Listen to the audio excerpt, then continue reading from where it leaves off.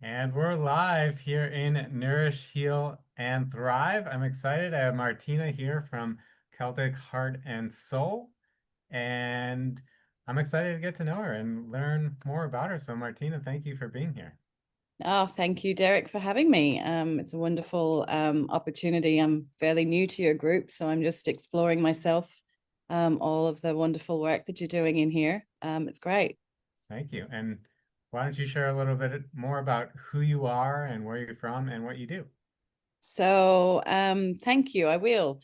I'm currently living in Australia. I've been here for almost 29 years. I moved here when I was 23, and from Ireland.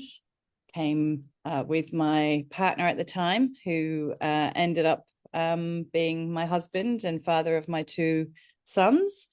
And about 5.5 years ago, just a little bit before COVID, my whole life started to change. And I think it was probably as a woman, part of my menopausal journey, midlife crisis, whatever you want to call it. I started to realize that in my sort of mid 40s, that I wasn't really quite where I wanted to be. And I had been on a healing journey for some time. I'd always been very connected to spirit and had been seeing energy healers quite a lot throughout my life, and had studied various modalities, thinking that I needed to learn to become a healer. And so a series of events kind of started to happen. I left my marriage of almost 25 years. And after that, COVID struck and I lost my job.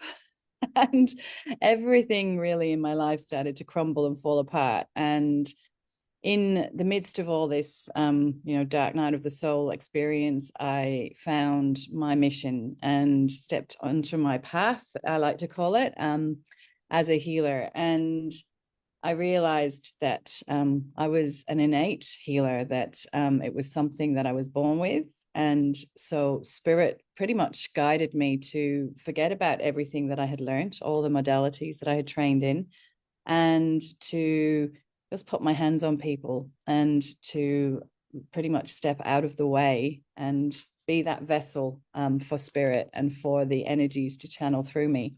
And when I started to do that, everything changed. And I really connected to something that I had no idea that I could do. Probably up until I was about 48 years old, I didn't really know what my purpose was, or what my gift was.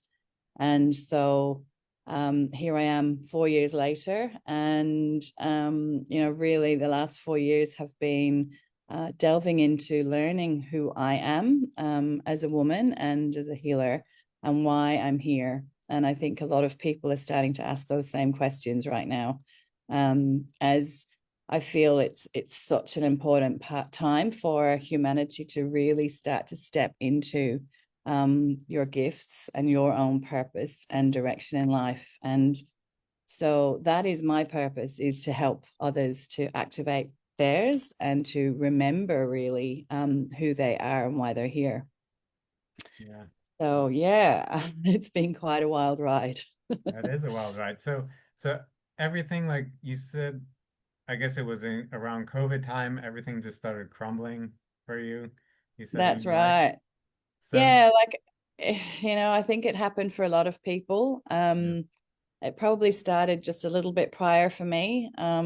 And that year, 2020, I actually gave up alcohol as well that year, which was quite a big pivotal moment for me, because as an Irish woman who worked in hospitality for a long time, I really enjoyed having a nice glass of wine and, having a barbecue or a party. And so I stopped drinking that year. And I think that was such a huge part of my transition and transformation as well, along with leaving my marriage. There were two really key pieces that I feel I needed to do. I think that it was something that I was avoiding for a long time, which I think humans are really good at, because there's a lot of fear around, giving up your marriage and walking away from a life with someone. And it takes a lot of courage to admit that it's not really what you want anymore. So along with that, and then realizing that if I was going to do this work as a healer, that I needed to be a really clear and clean channel. So I had to really face that. Really, it was an addiction of numbing my pain with alcohol, and other things as well. Lots of distractions, the TV, food, all of the things. So I've spent the last little while really doing a lot of healing on myself as well, and really understanding that we don't really necessarily have to suffer huge trauma as a child to actually be living with trauma. Yeah. And so growing up in Ireland with a very strict Catholic father actually had quite a big impact on my own self-esteem and my self-worth. And so I really had to start to delve into my own healing work. And that entailed a lot of ancestral healing, which is a huge part of my mission and part of my work. And so it was a part of my healing really that I hadn't looked at before, is that generational trauma and inherited patterns of, lack and scarcity and, all sorts of different things that we can inherit from our mother and father's lineages. And so that's really my, where my journey began, was my own healing. And now I realize that through my own healing, through my own life experiences, my challenges, that's what I'm here to help others with. So it was like my perfect training ground. Right. So what sparked this new path that you're on? You think, I mean, you Um, mentioned a whole bunch of things, but like you were in that, I guess, that moment of your dark night of the soul, and then what changed it? What turned things around? well, interestingly enough, I actually think a woman going through perimenopause is actually quite a significant turning point in a woman's life, because through hormonal changes, things happen that stop us from being a person who wants to give and care for everybody else. And then all of a sudden, because I didn't know this, but when the estrogen drops in a woman's life, it actually starts to, put the focus within, and you start to go, well, hang on a minute, what about me? And Mm. so I realized that I wasn't financially where I wanted to be. I wasn't in a relationship that really was fulfilling me. We actually had a very amicable separation, and he's a beautiful man. But what I wanted in a relationship just wasn't there. And he was on a different path to me. And I realized, my health, I was quite a lot, quite overweight. I'm still working on a lot of my physical health, because I suffered a lot of burnout as well. And so after, starting that process, I lost probably 30 kilos in the first year and a half as well. And I started to really find myself again. I started to find who I really was, because I'd realized that I was just conforming, and that I was really in this conditioning of trying to do what society tells you that you should be doing, and I still wasn't happy. So I think knew deep inside for such a long time that there was more to life, and that I deserved more in life, but I just couldn't really figure out how to be happy and how to get to that place where I was living the life that I really dreamed of. And so now that is really what I'm doing step by step. I feel like I'm already starting to embody that path. And Okay. it's not so much about the material things, it's more about the inner contentment, and that inner satisfaction of just knowing that I'm now true to my purpose and true to my soul, and that I'm living from my heart. And it's a difficult journey, because along the way I've had to end friendships, and I've had to pull away from people, and I've had a huge estrangement from my sister, who I adore. And so there's been a lot of conflict through my transformation, because when you start to really live from that place of truth and not wanting to people please anymore, people don't really like it. So often there's challenging circumstances in relationships as well. So it can be a difficult journey to get to that point. But for anyone who is listening or watching, it is worth it. Even though it has been a difficult journey, and I must say there has been a lot of tears and a lot of sadness and grief that comes with this journey, because you're letting go of versions of you all the time that you once were, and so grief comes with that. Every step of the way you kind of go through these layers of grief, because you have so much love and compassion for that version, well, I have anyway, for that version of me now, where there was such a long part of my journey where I beat myself up and I just felt like I wasn't good enough and I couldn't get my shit together, and I just no matter what I did, I just couldn't seem to get to a place where I thought that I needed to be. So discipline's not my strong point. and I've also learned, that I haven't been medically diagnosed, but that I am, neurodivergent as well. And so along my journey, there's been some challenges there that I didn't even realize why those challenges were there. And now I kind of can see it from a whole other perspective, as someone who's kind of that late ADHD category. And I look back on my life now, and I was constantly forgetting things, constantly losing things, constantly disorganized, always trying to keep on top of everything. And eventually that really led to burnout, trying to work full time, be a mum, look after the house. My ex-husband was a chef as well, so he worked crazy hours. He was hardly ever home at night. I think we had one meal together a week, and it was a really, really difficult life to try and have any kind of balance. And so now what I believe in is that it is possible to actually gain balance in life, that when we start to use our innate gifts, these gifts that we were innately born with, whatever that gift is, that passion, that something inside you that you find so easy, and yet other people look at it and go, wow, you can do that, like that's incredible. That is what you're here to bring to the world. And I think so many people overlook it because it feels so easy. When I started doing my group meditations, for me, it felt like just telling a bedtime story. I would sit there and I was guided not to write them or not to rehearse them, just to channel the energies through. And it was terrifying at first because I thought, what if nothing comes through? What if I don't know what to say? And so I trusted my intuition, I trusted myself, and I allowed spirit to come through me.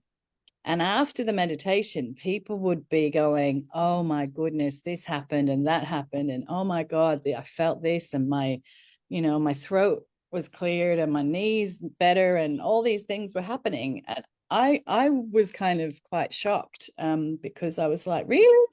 For me, it was just something that was so natural. So I think that's quite a big, if I can give anyone a tip, is to do what's naturally enjoyable, what comes naturally to you, and make a way of bringing that into your work life somehow, sharing that, because when everybody starts to contribute to the world in a way that they're here to serve, then abundance, finances, money, income will come, and everyone will be so much happier. Um, and I really don't believe that we need to do 40 hours a week anymore either. I think that's absolutely ludicrous for especially young families with mums and dads that are working. It doesn't work. It's not how we are meant to be living. Having gone through that for years, and seeing how it impacts the children and our health and our stress. Mental illness is on the rise. I have friends who are still in the corporate world, and they say that the amount of people that are taking time off sick because of mental health days, it's crazy. Yeah. So I do believe that there is a way to harness our own unique gifts, and bring them to the world in a way that serves us and serves our children, and really makes the whole world a better place. So that's kind of part of my mission as well, is to help to change the limiting beliefs around that, because that's where the work is. It's about learning to change your paradigm and actually believe that it's possible, because a lot of people don't really believe it's possible. Yeah. Yeah, I love that. So, It's great work you're doing and much definitely needed yeah, work. So yeah. thank you for what you do. So tell us a little bit more about the types of people you help, your kind of clients you have, who comes to you and what they're looking to. So I see men and women, but predominantly women seem to be drawn to me. And interestingly enough, they seem to be women that are around my age, going through, probably that 30 to sort of 55 category. And a lot of women that seem to be either struggling in their relationships, toying with the idea of divorce or separation, or have just come out of a long-term relationship. And so it's just kind of so organic that those people find me. People as well that may be struggling with again, addictions or alcohol. I think alcohol affects a lot more people than we really are aware of, because it has become so mainstream and so kind of normalized. And so because of my Celtic background, I often attract a lot of people with that Celtic ancestry as well.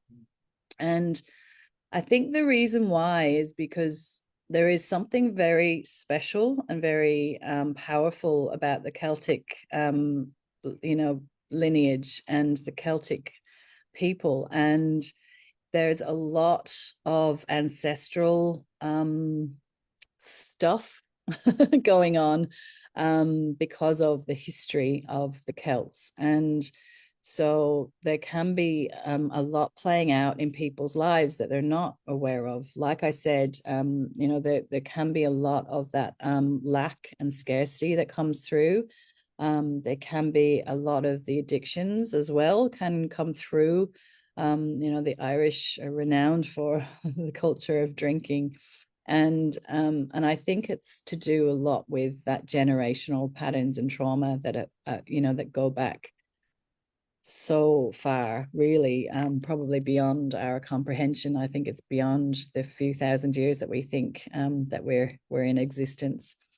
Hmm. And so a lot of the time I work in the Akashic Records. I didn't say that, but a lot of my work is in the Akashic Records as well. And the beautiful thing of working in the Akashic Records is that when we go to that place, it's a place where your whole soul's information is stored. So it's like this massive library of your soul since its incarnation, and that is past, present, and future, because it's all kind of happening in the present moment. And when we go in to do healing, I don't go in for a kind of a psychic reading or a clairvoyant reading. That's not my forte. I'm not a psychic. I'm a healer. So I go in there to actually, really do some work in transmuting or transforming or clearing contracts. So we may look at past life, you know, I call past lives just because it's easy for people to actually get their head around past lives, even though realistically it's more like a parallel life. There are still a lot of soul contracts and things like that are at play, and that we can start to deprogram as well in the records. So we start to I work at a cellular level, and I can actually work in the DNA as well. So start to repair the DNA from those glitches that we have maybe inherited from mum and dad that come down to us in our DNA. So it is all possible to heal and repair and transform, transmute, I believe. And, even from physical ailments as well, that we may think that we've inherited from our parents, I believe that that can be avoided as well. I don't know if you know a lot about epigenetics and all of that kind of thing, but yeah, there is so much power in this form of healing work. I think working with the mind as well, I think, is really, really key, because the mind and our belief systems shape everything. So if you believe that eating apples makes you healthy, then that's actually going to be true. If you believe that eating apples is bad for you, then that's what's going to happen in your body. The apple actually won't be good for you. So it is really important to start looking at all of our beliefs, and starting to really delete the ones that are not serving us and reprogram our subconscious, unconscious, and conscious mind with those beliefs that are more aligned, more true, more healthy. And really, we have a choice. We can choose. We can choose the beliefs. Everybody wants to live differently. Everyone has different opinions, and that's okay. I think the beauty of it all is that we still have that free will of choice. So if you stop and think for a moment, what is it that you choose to believe? You choose to believe that you have to work really hard for a living? Do you choose to believe that this is as good as it gets? Then that's totally fine.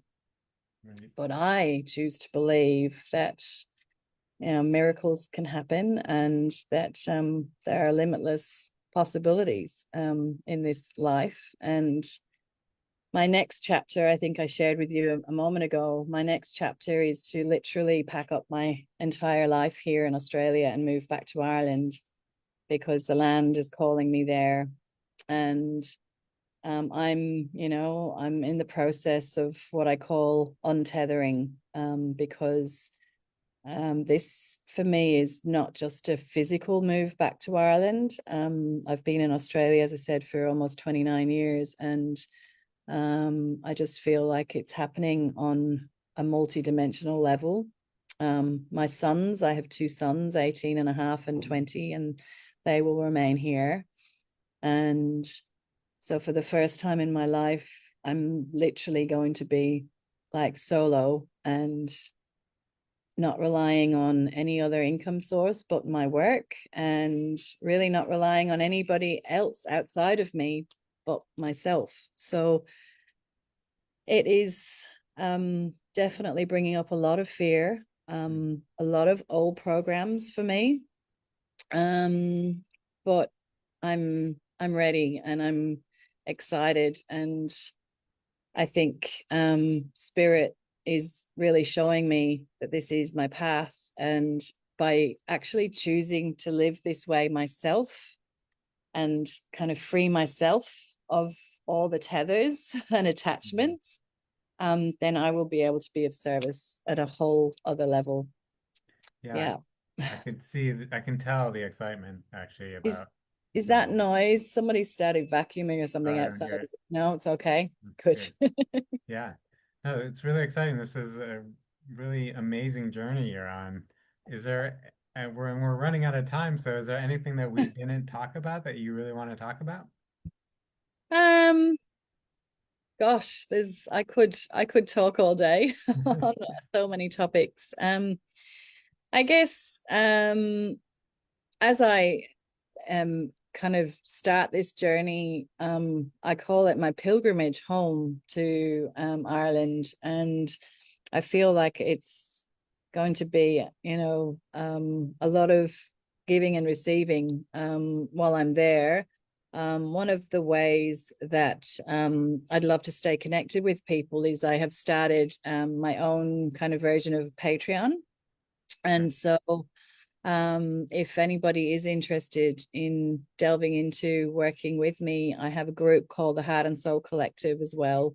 And that's where I will be sharing a lot more behind the scenes about my travels. And I find social media quite difficult because I often want to talk more than 2 or 3 minutes. And so I'm able to share more intimately from the heart in that group. And we do healings in there as well.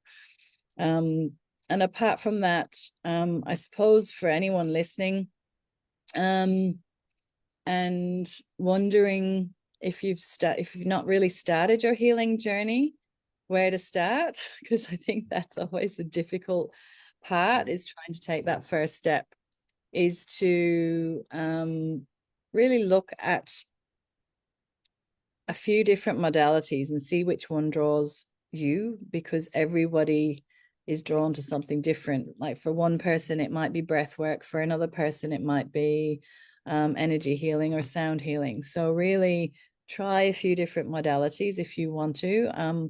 Always check in and be discerning on who you work with in this arena.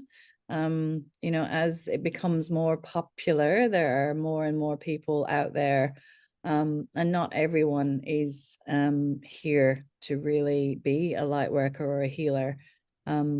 So just check in intuitively and really just make sure that the person that you're working with feels what I call pure or really resonates with you, because yeah, they can do a lot of damage to you if you sort of just willy-nilly go around to kind of lots of things. So just be careful and choose what you're drawn to. Yeah, trust your intuition. Yeah, and that's part of the reason I started this group is so we could have people like you and other and Jen and other people that, do different things. So the people in this group can find someone that resonates with Yeah, them. yeah, that's So, right. yeah. Because I have a friend who's a breath worker, and breath work changed her life, so she became a breath worker. And for me, it was energy healing. That's when I started, out. And so, spirit has a way of kind of showing you what your gift is as well. If that's the path that you want to go down, if you actually wanted to become a practitioner, that's usually how it starts as well. Yeah. Yeah. Amazing. So, how can everyone find you if they resonate with you? So I'm really mostly Instagram and Facebook at this stage. Yeah, I kind of haven't really ventured to many of the other platforms yet. I have a website as well, so I can add the link to the website down below Okay. if that's Yeah. all right. And yeah, my Instagram is Celtic Heart Soul, and Facebook is Celtic Heart and Soul. So I'd love to, yeah, to sort of connect with you over there. And I have digital healings on my library, on my website as well, and have checked that out because I've got some other offerings on there as well. Awesome. Awesome. We'll have you leave those links, yeah, in the comments Yes, so people beautiful. can And find you. there's a free grounding meditation on my digital library as well. So if anybody wants to just go straight in and download that, that's it's a nice place to start. It's a nice 14-minute meditation that you can do daily. So that's on my website as well. Oh, perfect. Great. Martina, this has been amazing. Any final words you want to leave everyone with? Uh, I think the biggest piece of advice that I got when I started my journey was to just be you. And so something that I like to leave with. Is just a reminder to everyone to just be who you really are, and who, you know, who you are, not what everybody else wants you to be. Right. Yeah, Yeah. that's beautifully said. So thank you so much. You're Uh, very welcome. Thank you so much for having me, Derek. yeah, thank you everyone that's watching. Thank you. If you resonate with Martina, you find her pure, as she says, definitely check out the links in the comments and download her meditation and connect with her because she's gonna help you. So um, and if you like what we're doing here in Nourish, Heal, and Thrive, just comment interview and we'll spotlight you or share your gift. Or if you're struggling, we'll help you and give you the support you need. So thanks again, and we'll see everyone at the next one. Thank you. Bye, everyone. Bye.